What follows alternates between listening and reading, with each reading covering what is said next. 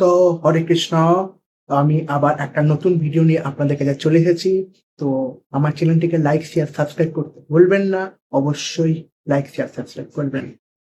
আজকে আমরা জানবো পরমা একাদশী নিয়ে, যা অধিক মাসের এক বিশেষ একাদশী বলে মানা হয়, যা পুরুষোত্তম মাসে পড়েছে এইবারে। এই পুরুষোত্তম মাসে দুটো একাদশী পড়েছিল। প্রথমটা ছিল পদ্মনী একাদশী, আর এটা হচ্ছে পরমা একাদশী। ভগবান শ্রীকৃষ্ণ নিজেই একাদশী মহাত্ম্য বর্ণনা করেছেন। কিন্তু কি এমন বিশেষ আছে এই একাদশীতে? কেন এটাকে কমলা একাদশী বলেও জানা হয়?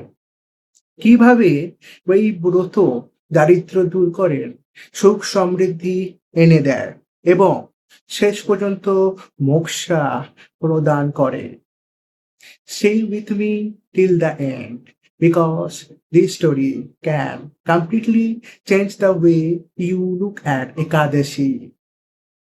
পরমা একাদশী হলো অধিক মাসের কৃষ্ণপক্ষের একাদশী।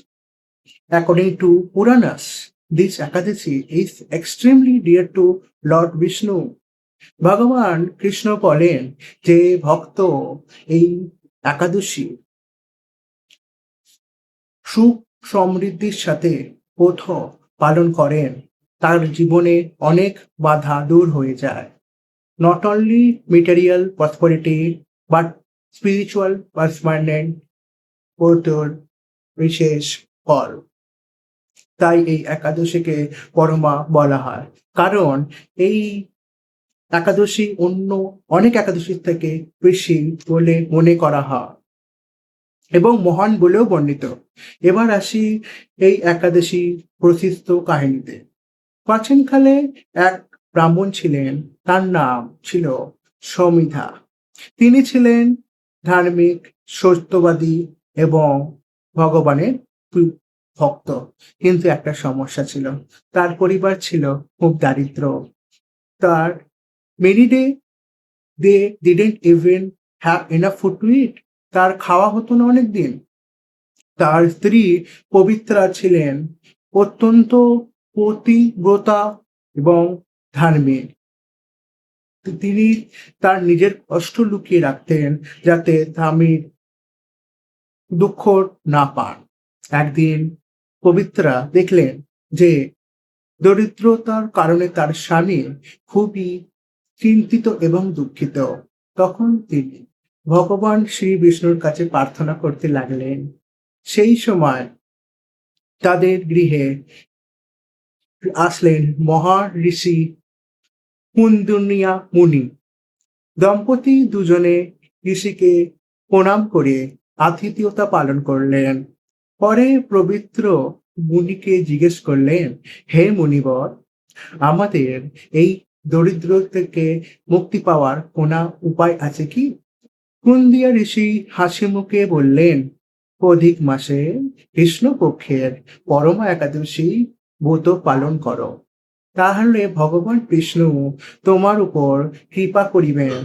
ঋষি তাদের এই ব্রতের নিয়ম এবং মহাত্ম্য বিস্তারিত বোঝালেন।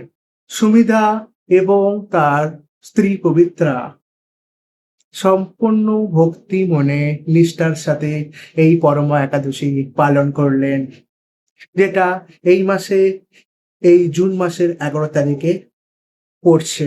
কিছুদিনের মধ্যে ভগবান আশীর্বাদে তাদের দারিদ্রতা দূর হলো এবং সুখ তারা ফিরে পেলেন।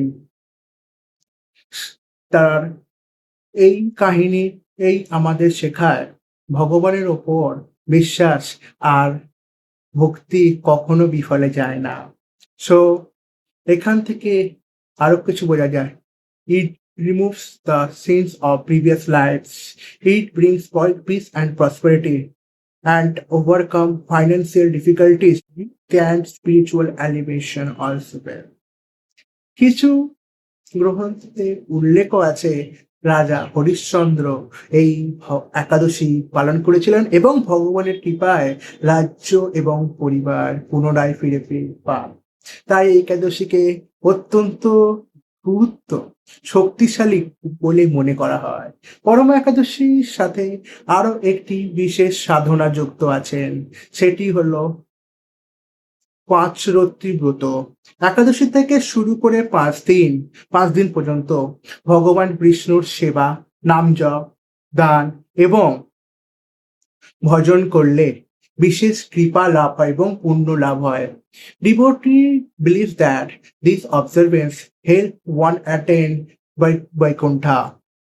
সো পরমা একাদশী শুধু একটি একাদশী এবং উপবাস নয়, এটি হলো ভগবানের কাছে নিজেকে নিকটতম নিয়ে যাওয়ার এক উপায় এবং সুন্দর সুযোগ।